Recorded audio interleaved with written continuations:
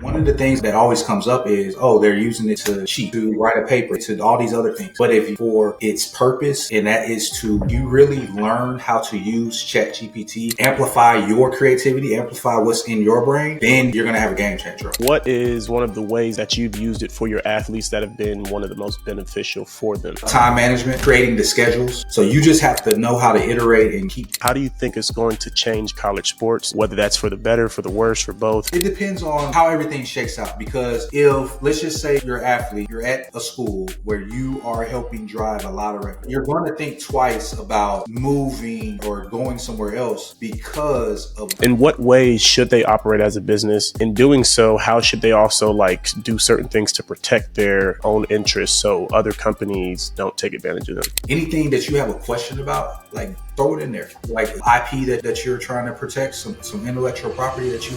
How could someone utilize the business aspect to still kind of protect certain interests within the new dealings of how the NCAA could kind of... Yeah, it's going to be very important for athletes to really understand how they can get some of that money and it not necessarily have to. So what have been some of the most successful ways that you've seen an athlete can monetize their NIL besides just the regular NIL and endorsements, and even just... There's value in the ability to take your lumps, take your bumps, take your bruises, and not necessarily even have to go latch on to somebody else's brand. Start your own.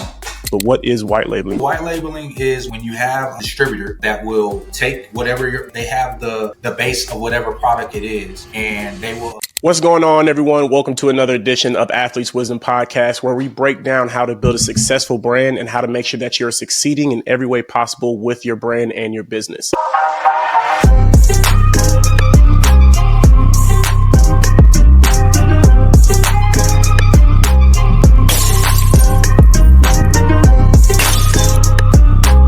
Today, I have an amazing guest, as I always do. I have my guy, Fred, and there's a reason he's called Dream Big Fred, because everything he does is on a bigger level, and that's exactly what the mindset you all need to start changing yourself to. What's going on, Fred? How you doing today? Nothing much. I appreciate you having me on.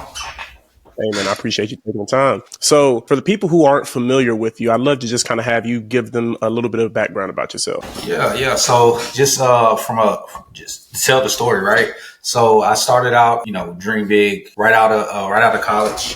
It started off as a nonprofit. We started doing youth camps, pro-ams, NBA, summer league for pros that went overseas, played in the NBA, stuff like that back home.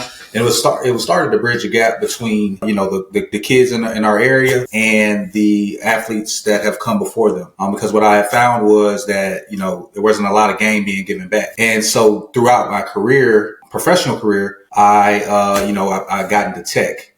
And, I've had the last, 10 years in tech sales in different facets, product management, stuff like that. But, I honed those skills, with generative AI, cloud solutions, automation, and mostly just talking to businesses, right? And I found that there was a lot of similarities between how you run a business and how athletes should be running their own business. And so, just with talking in small businesses day to day, I'm like, this is stuff that athletes need to know and understand, because it's nothing really special about these business owners that I'm going in these offices and talking to. It's actually more beneficial for, athletes. And so that birthed Dream Big to its current form. And that's where we are today, just helping athletes understand how to leverage technology. And I merged the three things I love most is sports, business, and tech. I love it. So you don't hear, sometimes you'll obviously hear the tech aspect being added into sports, but in what way have you been able to kind of add tech into, what you do? Yeah. So just making them their best version of themselves off the court or off the field, right? Being able to, automate some processes, being able to use the technology to be more efficient, to bring some time management into their daily lives, right? So as we both know, student athletes have the balance, being a student and then also being an athlete. So practices, training, all these other things. If I can come in and help them be more efficient and be able to not have to have those stressors, because that's another thing of it, just mental health, right? But not have to be so stressed about everything that they have to do. They can understand how to use these technologies to be efficient and go through their day-to-day process and not have to stress out about it. So what is one piece of tech, whether that is a hardware or software, that you feel as if um, most, if not every athlete should use in their brand building and business growth? Yeah, I would say right now, I mean, everybody probably knows about ChatGPT, AI, right? One thing that I like, I've talked to administrators, athletic administrators, even when I went out to USC to speak. And one of the things that they always that always comes up is, oh, they're using it to cheat, or they're using it to write a paper, they're using it to all these other things. But if you really learn how to use ChatGPT for its purpose, and that is to amplify your creativity, amplify what's in your brain, then you're gonna have a game changer, right? You're gonna be able to go into your day and have it mapped out. You're gonna be able to have your thoughts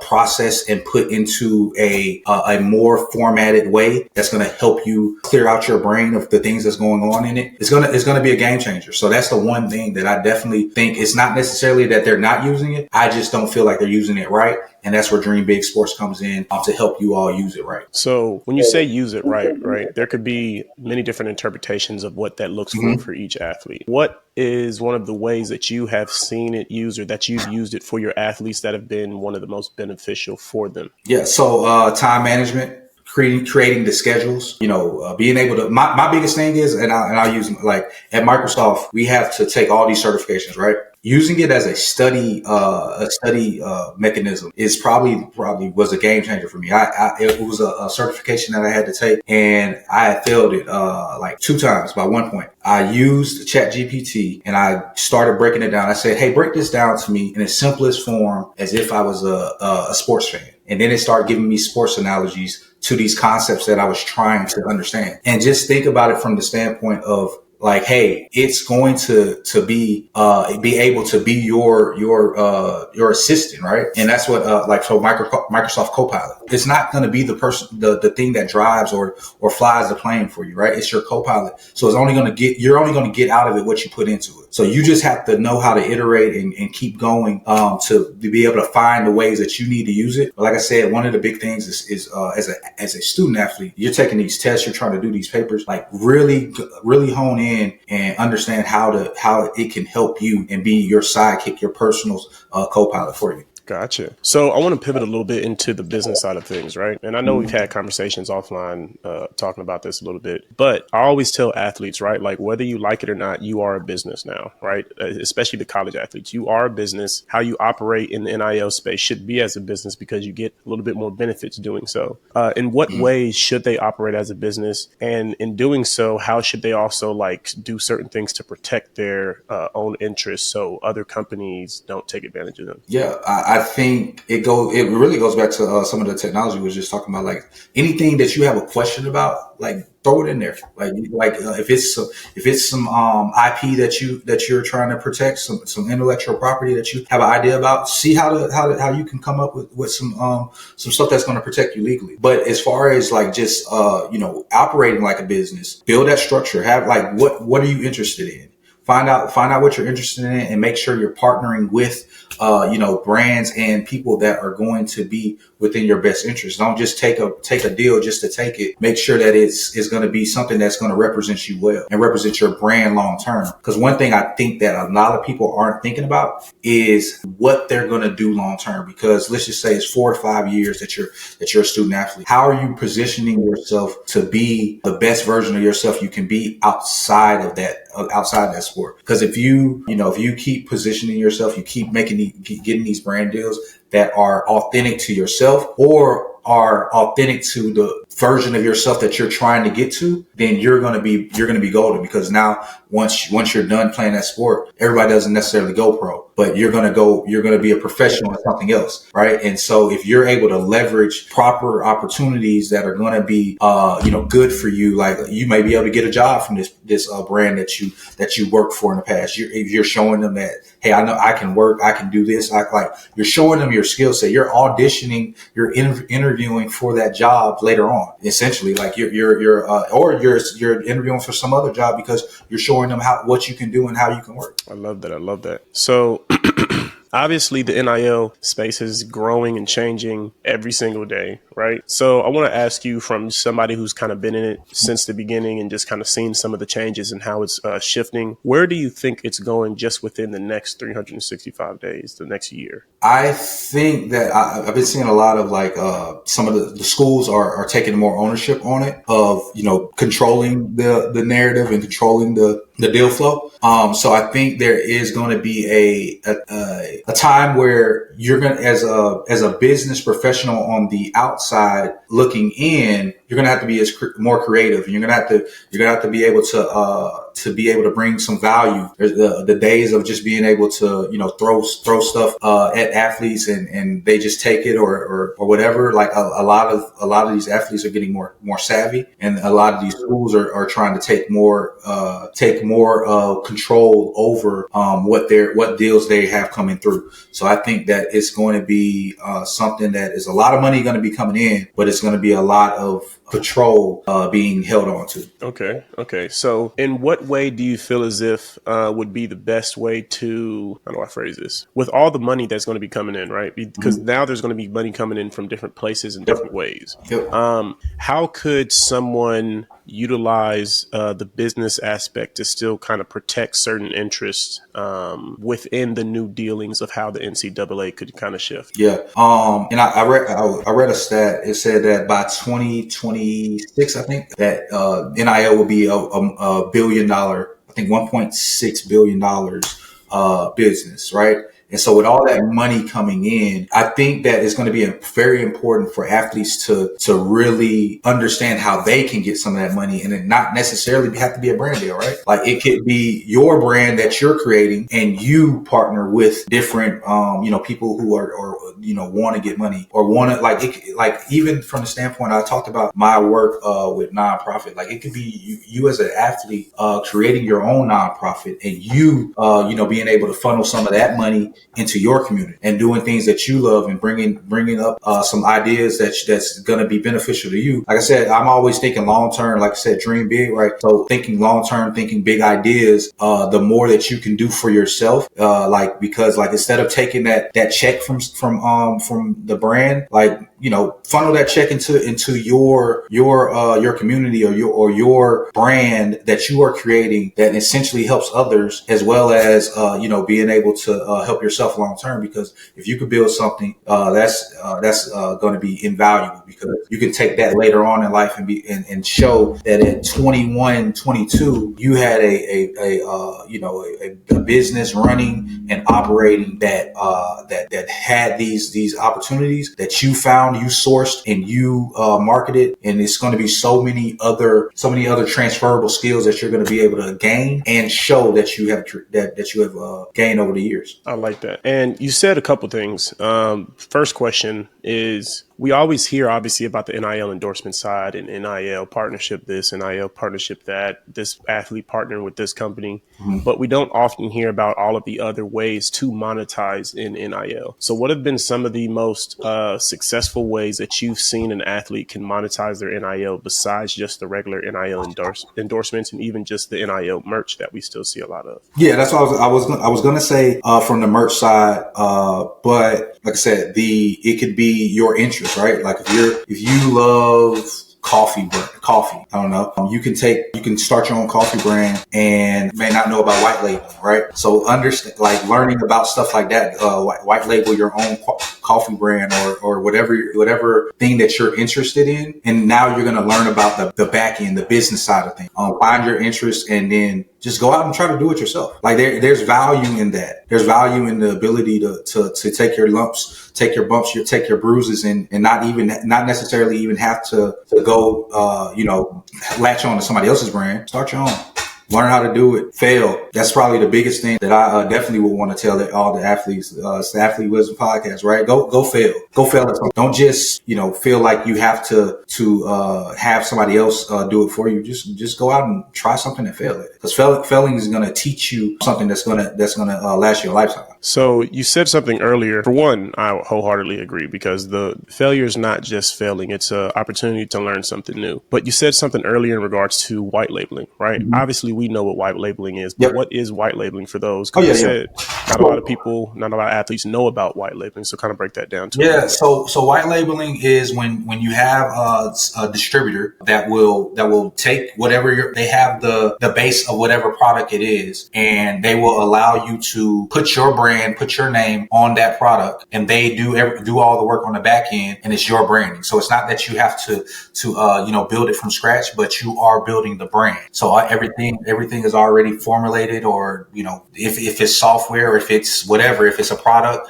it's already done for you. But now you just have to focus on the business side. You have to focus on the branding, the marketing, the putting it out there, the distribution, all that stuff. And so that's why I said, like, it's a good way to go learn how to go build your own and do something on your own without having to take a check to do it. Exactly. I love that. So I wanted to circle back. Like I said earlier, there was two questions I had for what you said earlier. The other one is the nonprofit aspect, right? You said this a couple of times. Like you said, Dream Big Sports started off as a nonprofit and then it pivoted. And then you still touched on how nonprofits can still be, a benefit to athletes. So for one, why did you start Dream Big Sports as a nonprofit? What made you pivot from switching to a for-profit business? And then still, how can athletes kind of benefit off that nonprofit aspect? Absolutely. So Dream Big Sports, it started as Dream Big Sports Academy. So I was a basketball player in college. I went the Juco route. I didn't have the grades, and I ended up not having the right classes as I left Juco to go. My best friend played for UAB, and so we were supposed to go to UAB together. I was going to go on as a walk on, but I didn't have the right classes when I left junior college. I went to a small junior college down in Alabama, and we didn't have any not financial, but we didn't have any academic advisors telling us what classes to take. It was just show up and hoop and that was it. So I ended up not being able to go to UAB. Went back. I ended up finishing school on just an academic scholarships because I had the grades, but I didn't have the right classes. So therefore, I had already used up most of my eligibility. But long story short, after I graduated, I was just like, it was so many people in our area that went through that in high school or college or something to that nature of, hey, just didn't have the grades or the knowledge of everything that needs to happen for you to go from this kid playing sports to, hey, I'm a D1 or a professional athlete that made it out of this situation. So my goal and me and my best friend, we started Dream Big Sports Academy, did basketball camps where we did some education. We brought in, like I said, academic advisors. We brought in professional basketball players, put on basketball games, and gave back to the community in that way. I ended up, and that's how the nonprofit started. I ended up moving away from Alabama. So that is why the nonprofit ended, because life happens. Had a kid, ended up moving, and like my other friend had a nonprofit, so I ended my nonprofit, jumped on was named to the board of his nonprofit, Youth in Action. So I kind of just stepped down and moved to the advisory side of the nonprofit. And then years later, that's why we started Dream Big Sports. So that's the story behind, how that happened, why it happened. And one of the reasons why I can say to any athlete is Maya Angelou quote. When you get, you give. When you learn, you teach. And that was my biggest thing of like, hey, I wanted to make sure that, hey, when I have knowledge, I want to make sure I give it back. And that leads me to, why, these student athletes can and should start nonprofits is because, hey, like you've been afforded different opportunities. This is an opportunity to get back. And then, like I said, long term, it allows you to have a vehicle to be able to, one, do things that you're passionate about. I'm really big on finding things that you're passionate about and finding ways to get that passion out, because nobody wants to be the person that just only does things for money, only does things to be cool, does things for the look. Like, find your passion and do whatever you're passionate about. So nonprofit allows them to do that, as well as, like I said, from the business side of things, it allows them to receive funds that are going to allow them to work on things that they're passionate about, but it's being given to them for those specific reasons. Versus when you're for profit, you have to go out and eat what only you kill, right? But versus like if you're something you're passionate about, people will support your passions and things like that. And then, like I said, from a brand perspective, if you can partner with, brands are more likely to maybe give some money or partner with you because it's a nonprofit status, right? They don't even have to be money all the time. It could be product. It could be like, hey, you're throwing this. And that's when I was throwing our camps, I would work with a Subway. They provided all the sandwiches for us. Like, we're partnered with Gatorade. They give with Pepsi at the time. It was Pepsi. They provided all the Gatorades and all the drinks for the camp. Like, it's so many different ways to partner when you're on the nonprofit side that it is very beneficial for you. And then once you do that, you build up your brand enough, now you can get some money.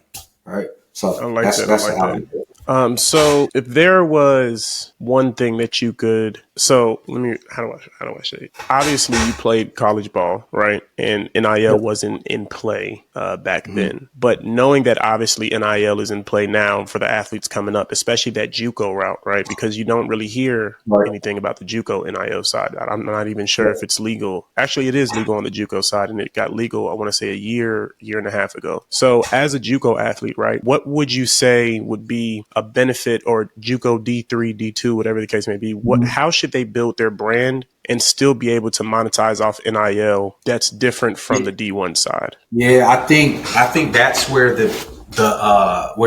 where you have to go into the personal brand side of things, right? Like, just because you're a Juco athlete doesn't mean that you can't build a social media brand and capitalize on that, right? Because it doesn't matter if you're a D3. I've came across some D3 athlete and he was killing it. He had plenty of NIL deals, and it's just about the branding side of things, right? Because not all of the best athletes are the most monetized athletes. Like, let's use, I understand he's LeBron's son, but it's still a metrics thing, because just because he's Bron's son doesn't mean that he had to have X amount of following. He used his social media, built his brand, and now he was able to, I think he had, before he left college, he was evaluated at like 3 million or something like that. But it's just a testament of building your brand as if you're a D3 or a Juco athlete, and then monetizing it in the way, like, it doesn't matter what school you're at, you can get on TikTok, and if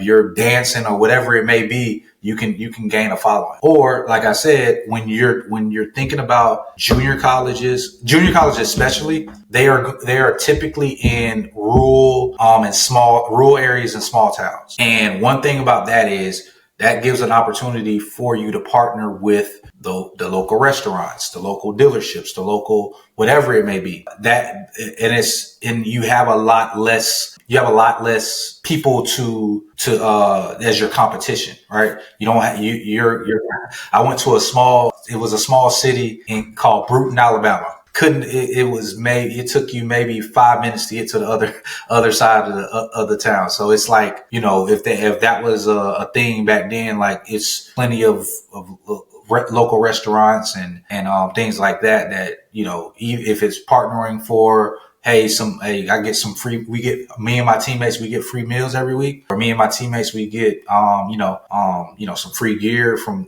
whatever the local store is. It's just about being creative. And, doing something. And that's another thing, is just doing something with your time. Like you said, you have a lot of time when you're in those, when you're in those small towns and you have nothing to do. I think leveraging the fact that you have low competition and you can kind of run it up, I think that's a win. And I'm glad that you said that because I'm actually there's a stat that says something about, I want to say 2022 it was 20% or something like that of all deals or something like that were local deals, right? So, and that's not to say obviously that local brands aren't, involved. I just feel like it's an area that isn't utilized a lot, because when you think of national/international brands compared to local brands, right? Obviously the bigger brands have more money to do more marketing and obviously work with bigger athletes with bigger audiences. Yep. And that's what most people are seeing. And they're thinking, okay, well, I got to go after the big brands. I need to go,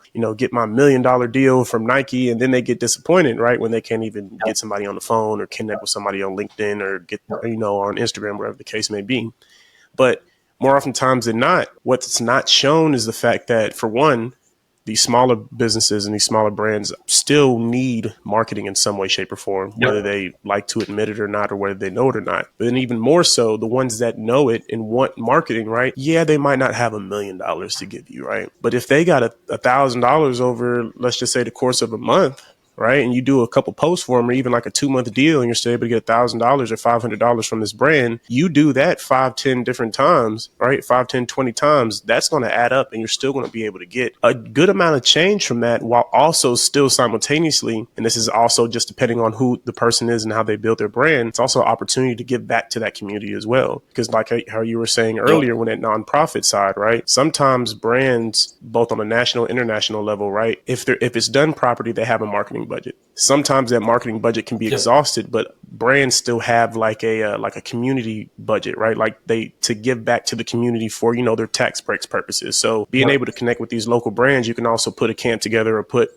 partner with a nonprofit and still be able to give back to the community and show that community that somebody else in the community is still being able to give back while you're still simultaneously being able to, monetize off this brand. So I'll even go back to no, go ahead. I was going to say I'll go back to what I was talking about earlier, just from a technology standpoint, and it ties into what we're talking about with small business, right? Small businesses don't have most of them don't have a true marketing team, right?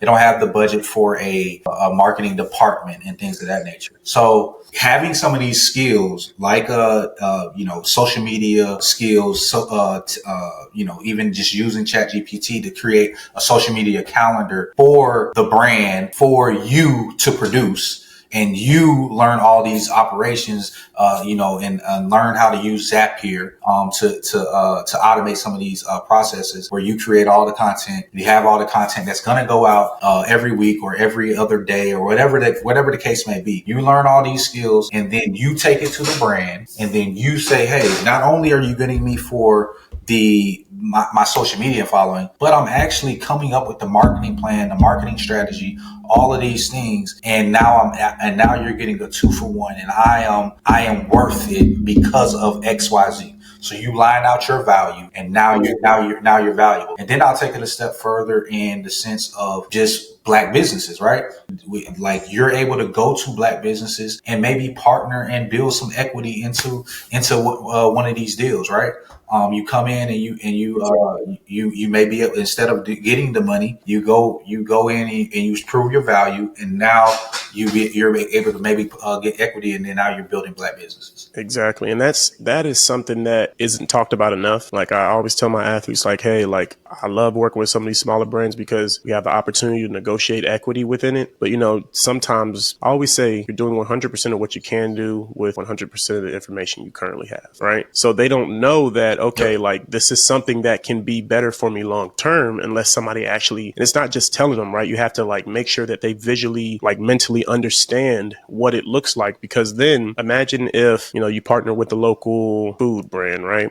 Everybody loves food. Mm-hmm. You partner with the local food brand. Let's just say hypothetically they're worth $200,000 at that current moment, right? But instead of, having them pay you in physical money, right? You say, you know what? I'll take 5% equity in this company, for me to do X, Y, and Z in deliverables. Like you said, this is already after you've in some way proved your value to them, because nobody's just going to give you equity of their company without knowing that you're actually going to do something to benefit it. And then boom, let's just say you are extremely good at building your own social media, building your own brand. You're also, because you are technically a part owner of this company now, right? You're doing social media posts to help drive traffic. Now, all of a sudden, let's just say within your entire college career, over the course of 4 years, this brand is is able to build from that 200,000, let's just say, to $1 million, right? So instead of your 5% in a $200,000 company, right, you now have 5% in $1 million company. And if you, based on, whatever agreements and conversations you have and it was in the contract with the owner, let's just say you want to cash out now you just got $50,000 over 5% equity just because you put the time and energy to actually help build that brand. And that doesn't even include if it actually goes higher than that $1 million evaluation. So I'm glad that I feel like that's something that needs to be spoken about more, but not only spoken about, but educated on and like taught on how to bring value to someone and then be able to negotiate equity from there. And absolutely, I think it's really the value piece of it, right?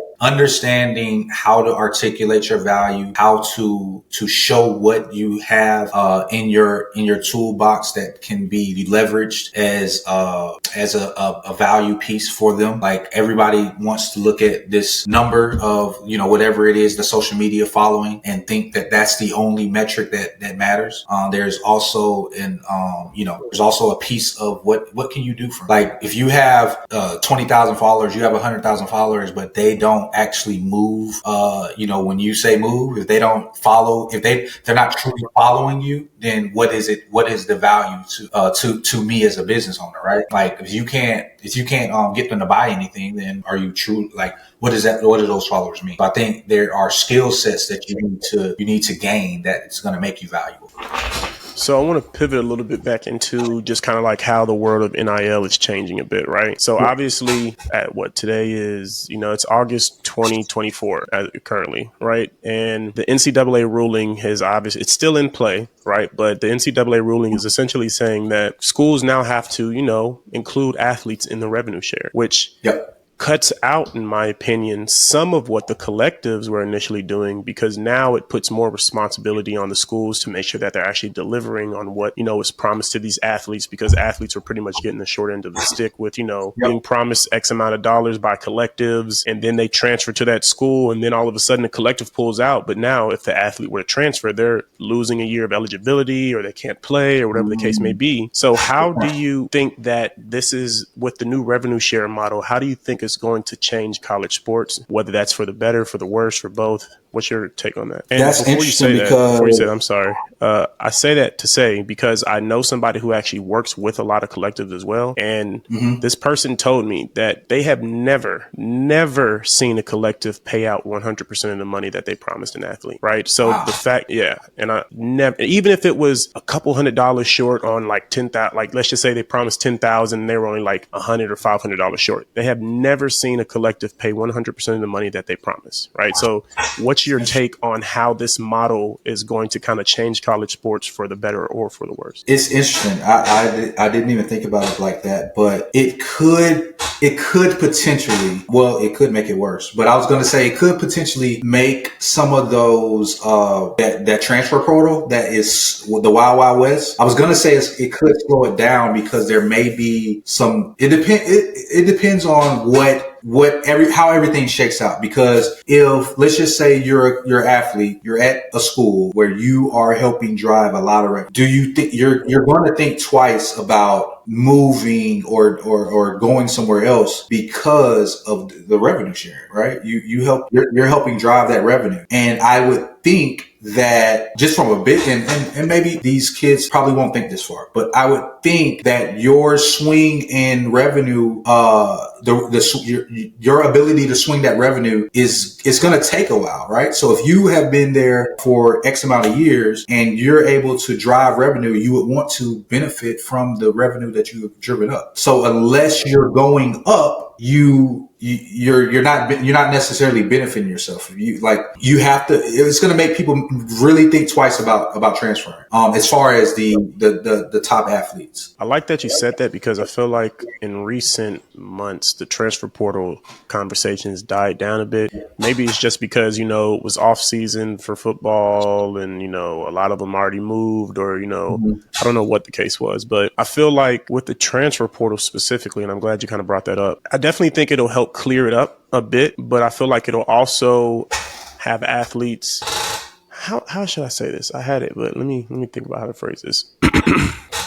Overall, I think the transfer portal is an amazing thing. It gives athletes the opportunity of being able to play on a team that might not otherwise have been able to play on. But in the same sense, I also feel like with the new revenue share model that's coming into play, it could also entice athletes to move more. Right. Simply because they still haven't outlined exactly how much each sport is going to get paid. And if one school is bringing in, let's just say, because, the revenue model says the schools have to share up to 20 to 22% or something like that. So let's just say one school is bringing in, let's just say $1 billion. This is an example, right? $1 billion in revenue, right? Compared to another school that's bringing in only $500 million, right? Now it's like, okay, well, yeah, I'm getting PT here, but this school could basically pay me double for doing the same thing. Yeah, I might not be a championship contender, but at the same time, a lot of these athletes don't even play for championships anymore. They don't play to win sometimes. I'm not saying all, right? Some of these athletes just don't play to win. Some of them are only in it for the money, right? So I feel like it could also kind of cause more of a rift between players and teams, because now it's like, oh, I heard, one of these SEC teams is pretty much paying double what one of these Big 12 teams is trying to pay me. So let me just go ahead and hop over there. And then boom, they go over there. They still get the money, but now at the same time, they're like, oh, I'm not getting PT now. I think I should probably go back. And then this kind of has them flip-flopping just because they were initially in it for the money. Does that make sense? Yeah, but let me ask you this, and because you're around a lot more than me. Are they still like playing time? Like, is it money playing time? Because I know win is probably down here, but is playing time below money now, or is it still above money? And that's how I would be able to answer that. I think it really just depends on the athlete. Like, I don't want to sit here and speak for the masses because I haven't asked the masses, but I would still think it's PT, just because, like, you don't go to college in general just to not play, in my personal opinion. Like, at least I wouldn't. Like, if I'm on a team, I'm on this team to get playing time and to win. You feel what I'm saying? Like, so, but I feel like it also just depends on, go ahead. It depends on like why that person is kind of in their position to begin with. Like, do they have a family to support, right? Do they have, because some of these athletes have a whole family to support back home, right? And while they might want PT, if they know they can get more money somewhere else, right, to help continue to support their family, then that's what they might do, rather than, let's just say somebody has a family that's good, right, and they just want more money. They're like, look, I know I ain't going to the pros, but I know I'm in a prime position to really like milk the money out right now. So let me just gotta go ahead and switch to another team that might pay me more, right? And then obviously you have the people who are here to win, who are here to play, right? And they're like, look, man, I don't care about the money. Yeah, the money cool, but like I'm in this mug to kind of like get a chip. So like I said, it really just depends on the athlete.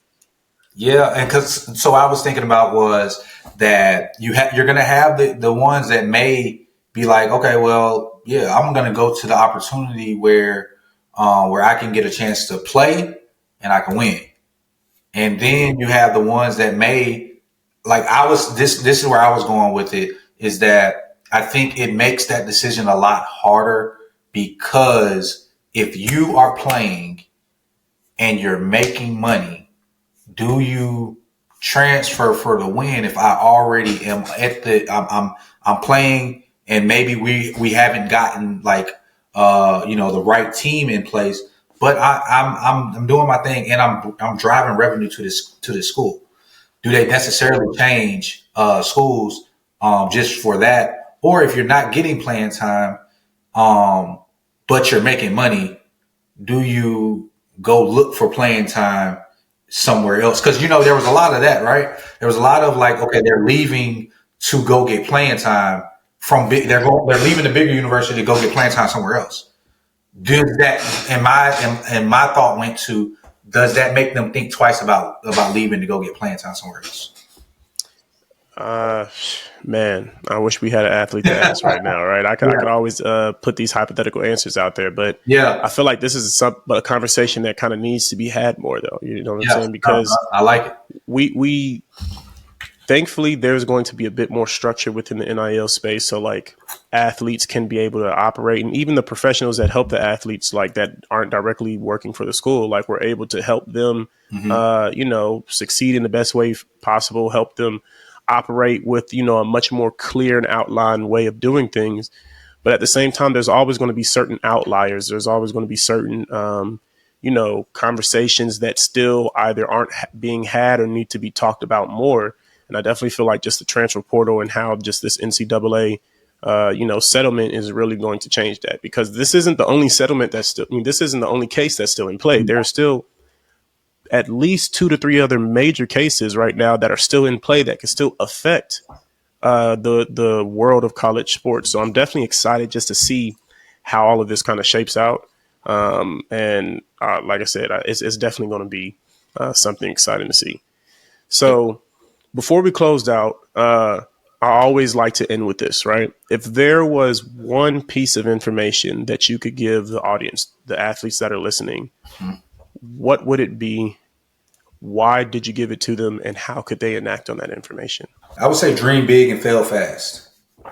Go out, dream as big as possible, come up with the biggest possible dream that you can come up with, and then immediately go execute and go fail fast. And the reason why I say, and I was playing to fail fast, like, don't be so in love with learning about something that you forget to go execute. Like going to fail fast allows you to learn faster, because you are actually implementing what you had in your mind. You're putting it out there and you're learning from what you did before. And so now you're able, and I'll take it to, when we're talking about AI and generative AI, the biggest thing that I make sure I tell everybody when I'm doing workshops, when I'm out speaking, is you have to go through different iterations.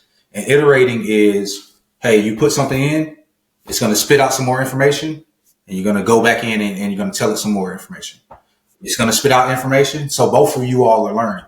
It's an equal transaction when you're using generative AI. You're putting out information, and then you're giving it back, and then you're going to give it more information, then you're going to get it back. So it's a two-way street of learning. So that's when you're able to, like, so I'm using that as an analogy to go and fail fast, because even in real life, you're going to go try something, you're going to fail, and then you're going to change, and then you're going to go try something again, and you're going to fail, and then you're going to change. So dream big and fail fast. Absolutely. Absolutely. So dream big, Fred, on all social platforms. Dream Big Sports. I can be found at Fred at dbsports.tech. And the website is dbsports.tech. Definitely looking to partner with, individual student athletes, but most importantly, the athletic departments. Definitely want to, come in, do workshops, give some skill, give some game, on the business side and the tech side. Gotcha. Well, hey, Fred, it was always a pleasure having you on. And if you haven't already, go ahead and make sure you follow my guy. He is definitely going to make sure you have a lot of valuable information that is actionable. And if you haven't already, go ahead and subscribe this video, and we'll see you next time. Let's go.